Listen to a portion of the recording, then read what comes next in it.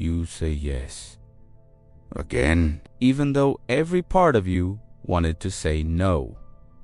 Why? Because you don't want to disappoint anyone. Because you don't want to look selfish. Because deep down, you believe your value depends on how useful you are to others. But here's the truth. Every time you say yes, when you mean no, you trade a piece of your peace for a moment of approval. And that's a terrible deal. Let's be real. You're tired of stretching yourself thin for everyone else. Tired of always being the reliable one. The one people call when they need something. The one who never says no. But when was the last time someone asked what you needed? Exactly. This video isn't about being selfish. It's about reclaiming your power. Because saying no isn't rejection. It's self-respect. And once you understand the psychology behind why you can't say no, you'll never feel guilty for saying it again. So, let's get deep. It all starts early. When you were a kid, maybe you were praised for being so helpful, or scolded for being difficult. You learned that approval equals love, and love means safety. So, without realizing it, you started chasing approval like oxygen. You smiled when you didn't want to. You agreed when you didn't believe. You apologized when you weren't wrong. Ando vërçimi. That became your identity. But here's the paradox. The more you please others, the less they actually respect you. Because people sense when you don't respect yourself. Ever notice how the ones who always say yes are the first to be taken for granted, while the ones who set boundaries are often admired, even feared a little? That's because saying no signals strength. It communicates, my time matters. My energy matters. I matter. But your brain doesn't care about boundaries. It cares about survival. When you say yes, your brain rewards you. It releases dopamine, the same chemical you get from likes, compliments, and validation. It feels good, but it's temporary. When you say no, your brain feels danger. Because saying no risks rejection, and rejection feels like death to your nervous system. That's why your voice shakes. That's why your heart races when you want to say no. You're not weak, you're wired. But here's the twist. You can rewire it. Imagine this.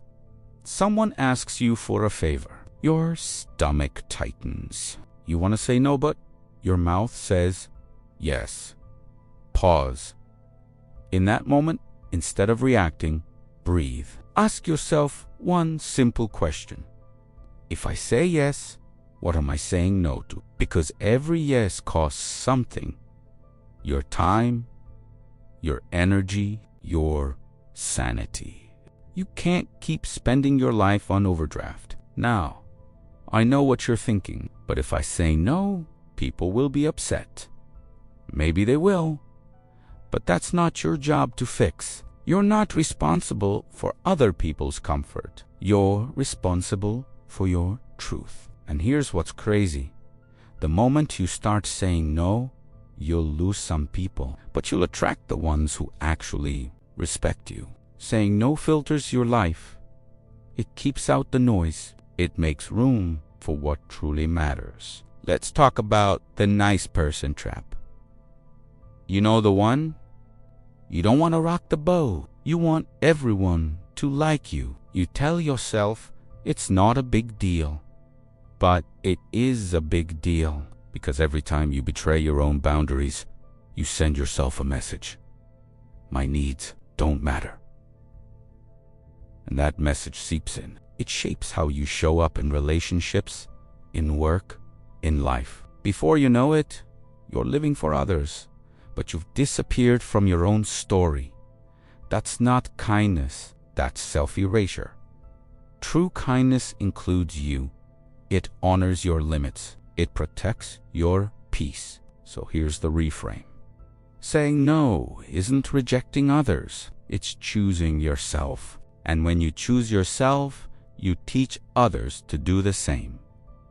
Now, here's the part most people don't tell you. The world actually rewards people who say no. Think about the people you respect most: leaders, artists, entrepreneurs. They don't say yes to everything. They're selective. They protect their focus like it's sacred. Because it is. Steve Jobs once said, "Focusing is about saying no." That's how innovation happens. That's how greatness happens.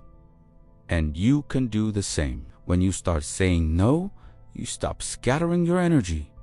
You stop living in reaction mode. You start living in intention. That's how you move from people pleaser to power player. Let's talk about guilt, because that's the emotion that hooks you every time. You say no and then feel guilty, like you've done something wrong. That guilt is not truth. It's conditioning. It's the echo of all the times you were told that being good means being available. But here's the secret. You can feel guilty and still do what's right for you. Guilt is just the growing pain of freedom. It means you're breaking an old rule. A rule that never served you. So next time guilt shows up, don't fight it. Recognize it. Smile at it and say, "Thanks for trying to keep me safe, but I'm good." That's emotional adulthood. And let's be honest, people will test you. They'll push your boundaries. They'll say things like, "You've changed." Good. That's the point. You're not here to stay the same. You're here to evolve. And those who truly care about you will adapt. They'll respect your growth.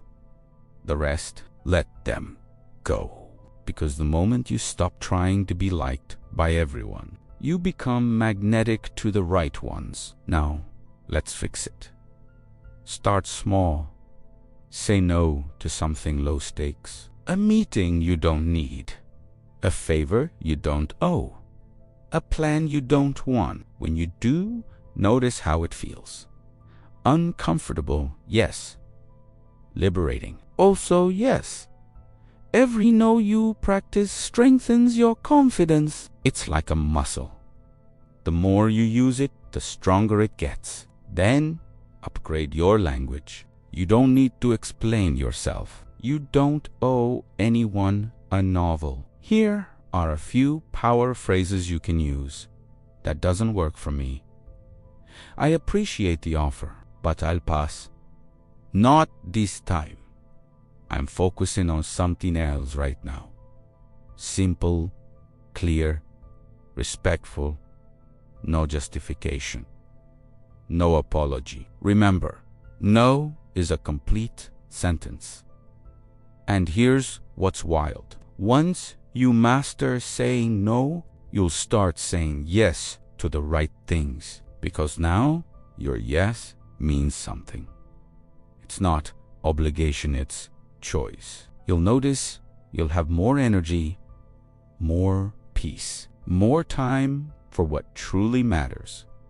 You'll stop feeling resentful. You'll stop living on autopilot.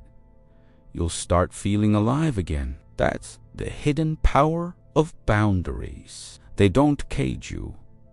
They set you free. Let me tell you something important. You don't need to earn your right to rest. You don't need to prove your worth through sacrifice.